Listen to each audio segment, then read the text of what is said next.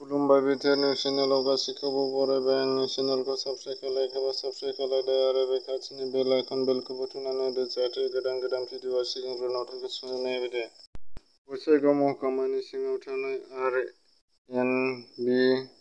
Civil देहा फाहामसालियाव मैया बि.टि.सि.नि सावस्रि बिफाननि इ.एम.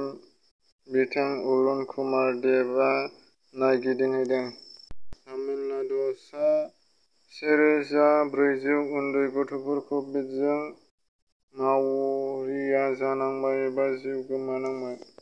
कामरुप पुलिस बिफानआ मैया 250 ग्राम खमैबो $1.5 कौटि रांनि हेर'इन हमनो हादों।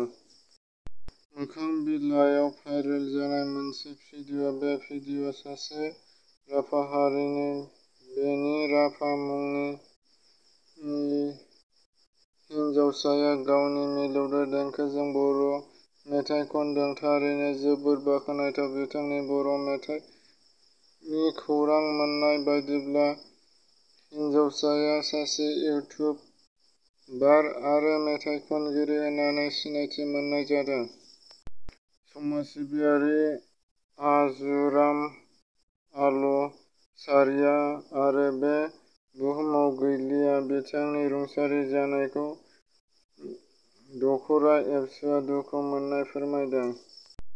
समाज सिबियारि आजुराम आल'सियारिया आरो बे बुहुमाव गैलिया बिथाङा रुंसारि जाबाय। भारत हादराव 24 घन्टानि गेजेराव 91,702 कभिड पजिटिभ मोननो हादों आरो जिउ गोमानाया 3,403 सुबुं जिउ गोमायो। 24 घन्टानि गेजेराव आसामाव 24 घन्टानि गेजेराव 3,756 कभिड पजिटिभ मोननाय जादों आरो थैनायनि हारआ जाबाय 51 जोन जिउ गोमायो आरो कभिड पजिटिभ रेटआ जाबाय 3.07%।